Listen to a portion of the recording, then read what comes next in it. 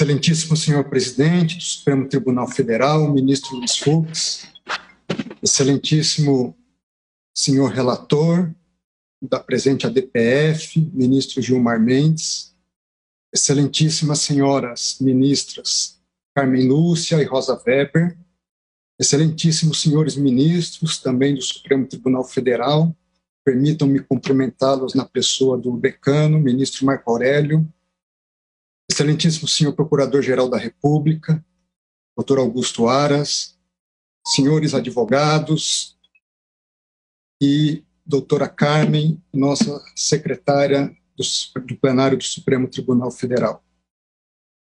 O ministro Gilmar Mendes foi muito feliz na exposição do seu relatório de forma sucinta e, ao mesmo tempo, detalhada, e permitam-me, assim, adentrar no mérito da questão, a fim de possibilitar o máximo possível uma discussão contributiva para um debate tão relevante.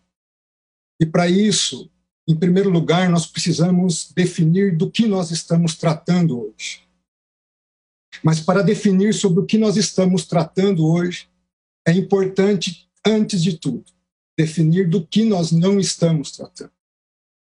Nós não estamos tratando de um debate entre vida e morte. Nós estamos tratando, isso sim, de uma perspectiva onde todo cristão se presume defender a vida incondicionalmente, onde todo cristão sabe e reconhece os riscos e perigos desta doença terrível, e onde todo cristão sabe que precisa tomar, sim, cuidados e cautelas diante desta enfermidade. Não se trata também de uma discussão política. Eu digo isso para que todos partamos do princípio e do consenso de que todos nessa discussão defendemos a vida. É imprescindível essa perspectiva. E isso é importante porque, em uma sociedade tão tensa como a que nós vivemos hoje, parece que pensar diferente de nós significa a desqualificação dessa pessoa e da sua própria condição de pensar diferente de nós, atribuindo a elas adjetivos inapropriados e ofensivos a um Estado democrático de direito. Se é assim, do que nós estamos tratando? Nós estamos tratando de um partido político que apresenta a sua demanda para que, em essência, religiões cristãs, católicas e evangélicas possam realizar seus cultos, possam ir às suas igrejas. Mas, dentro desse contexto, é importante fazer, e eu faço como registro histórico, o que significa para o cristão a igreja. E os primeiros registros históricos da igreja cristã está na própria Bíblia, de modo muito específico, no livro dos Atos dos Apóstolos. E registra-se ali, após Jesus confiar a Pedro, o apóstolo Pedro, ser a pedra fundamental da sua igreja, que os cristãos, no capítulo 2, diariamente perseveravam no templo, partiam o pão de casa em casa, tomavam suas refeições em conjunto, louvando a Deus e contando com a simpatia do povo. Mais adiante, no capítulo 5 de Atos, diz que para ali também iam outras pessoas de outras cidades. Porém, levantando-se o sumo sacerdote e todos os que estavam com ele, prenderam os apóstolos e os recolheram à prisão. Digo isso porque ser cristão, na sua essência, é viver em comunhão não apenas com Deus, mas também com o próximo. Ser cristão é estar junto ao próximo, é ter compaixão do próximo. E ter compaixão é chorar junto, lamentar junto, dar o suporte necessário para os momentos em que aqueles que se aproximam possam superar as suas dificuldades. Dentro desse contexto, a comunidade cristã, ela nasce, cresce e até os dias de hoje existe, não apenas para um ato de adoração a Deus, mas para um compartilhar comunitário de vidas, de experiências, de alegrias, de tristezas, de sentimentos, de dores, de esperança e de amor. À luz do cristianismo, sem compaixão, não há culto a Deus. Sem vida em comunidade, não há cristianismo. Do contrário, nós estaríamos tratando da mera expectativa de uma reunião de pessoas para se ajuntar em determinado momento do seu dia e das suas vidas. Tanto não é isso que Jesus Cristo, conforme relata São Mateus, disse: por onde estiverem 2 ou 3 reunidos em meu nome, ali eu estarei no meio deles.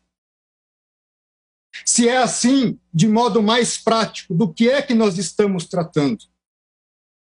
Nós estamos tratando da seguinte discussão: se em momentos de calamidades públicas o que prevalece é a Constituição ou valem outras regras? Se nós podemos suprimir direitos fundamentais sem o respeito às normas previamente estabelecidas pelo poder constituinte? Se nós podemos fazê-lo independente da decretação de medidas excepcionalíssimas como estados de defesa e de sítio? E aqui registro, não os defendo, não é o caso de medidas como essa. A verdade é que sabemos sim que o Supremo Tribunal Federal delegou aos estados o poder de estabelecer medidas restritivas às atividades da comunidade. Mas até que ponto essa delegação foi um cheque em branco? O governador e o prefeito pode fazer qualquer medida sem sequer passar pelo poder legislativo local? Não existe controle? Não se tem que respeitar proporcionalidade? Não se impedem medidas autoritárias e arbitrárias? Se autoriza a rasgar a Constituição? Se autoriza a prender um vendedor de água ambulante e espancá-lo no meio da rua? Enquanto em grandes supermercados isso é feito legitimamente? Por que o pobre não pode vender bens de primeira necessidade? Por que uma pessoa não pode praticar o esporte na sua praia e seguir para a sua casa, onde pessoas, mulheres e jovens estão sendo presas? Até que ponto? Até quando? Até quando medidas abusivas? Até quando polícias, guardas municipais agredindo cidadãos e trabalhadores, sacando suas armas simplesmente porque estão trabalhando? Isso que foi autorizado?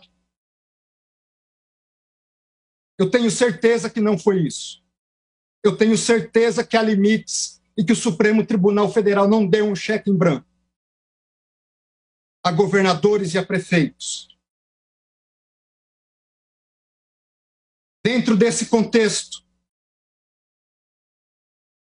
permitam-me fazer um parêntese: não só agressões a trabalhadores, medidas de toque de recolher.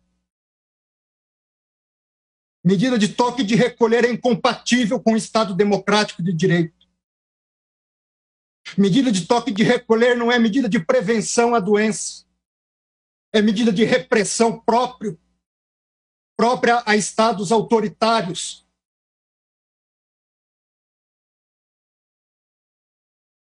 Falemos um pouco de injustiça para tentar encontrar a justiça. Tanto é injusto fechar-se templos e atividades religiosas, que a Suprema Corte dos Estados Unidos, em 2 precedentes, disse isso ser inconstitucional. Um deles citado brilhantemente pelo ministro Gilmar Mendes. E o segundo que trata de medidas adotadas pelo Estado da Califórnia, onde disse a Suprema Corte dos Estados Unidos, em um dos seus votos: há 4 razões alegadas pelo Estado para proibir os atos religiosos. Em primeiro lugar, a alta interação entre pessoas. Segundo, proximidade física. Terceiro, permanência em períodos longos no mesmo local. Quarto, haver atividades de canto religioso. diz a Suprema Corte, ninguém duvida que esses fatores podem aumentar o risco. Ninguém duvida que há um interesse público em diminuir esse risco. Essa Corte diz, não está negligenciando o sofrimento que muitos experimentam na pandemia. Porém, o Estado da Califórnia se equivocou na medida em que sugere que esses 4 fatores estão sempre presentes na atividade religiosa ou sempre ausentes em outras atividades seculares que a sua regulação permite. O Estado da Califórnia não buscou explicar por que não poderia enfrentar essas preocupações legítimas com regras mais brandas do que o banimento completo dos cultos. Em segundo lugar, vamos comparar situações fáticas similares. Como estão nossos ônibus, nossos trens, nosso transporte aéreo? Nossas secretárias do lar continuam passando 1h30, 2 horas, em ônibus, trens e metrôs superlotados para estarem nos servindo em nossos lares. Hoje nós vamos pegar um avião, tomamos cautela ao entrar no aeroporto, na fila do saguão do aeroporto, mantemos distanciamento e sentamos como uma lata de sardinha, um colado no outro, dentro dos aviões. Foram impedidas reuniões presenciais de trabalho? Os governadores fecharam os sindicatos para suas reuniões? Fecharam as associações? Fecharam-se partidos políticos? Por que somente as igrejas? Por que essa discriminação? As igrejas, segundo a OMS, o Brasil é o campeão mundial em transtornos de ansiedade.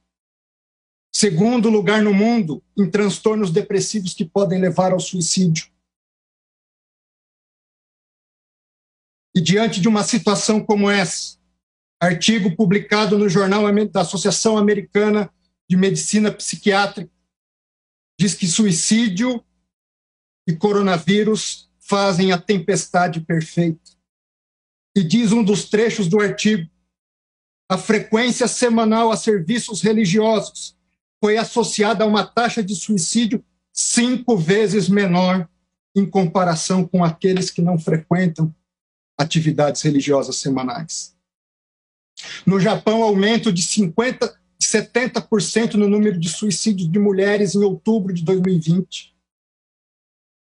Só que, diferentemente de Japão e Estados Unidos, o pobre brasileiro não pode pagar psicólogo. Muitas das vezes é o padre, é o pastor, que está em locais onde o Estado sequer se faz presente. O primeiro a ouvir seus dilemas, suas dificuldades, as agressões que sofrem no lar, a falta de pão, a falta de amizade e de contato com as pessoas. Artigo publicado por Cássia Coelho diz que as atividades religiosas são essenciais no enfrentamento do coronavírus.